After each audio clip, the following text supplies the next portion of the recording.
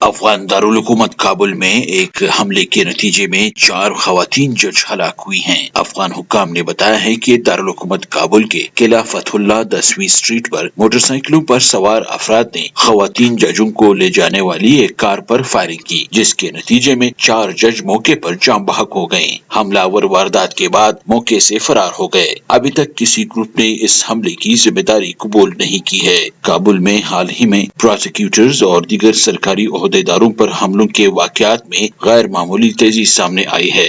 افغان طالبان نے بھی اس حوالے سے اب تک کوئی رد عمل جاری نہیں کیا ہے۔ افغان صدر اشرف غنی احمدزئی نے حملے کی مذمت کرتے ہوئے اسے انسانیت سوز واقعہ قرار دیا ہے۔ انہوں نے اس واقعے کی اعلیٰ سطحی تحقیقات کا حکم دیتے ہوئے حملے میں ملوث ملزمان کی فوری گرفتاری کا حکم دیا ہے۔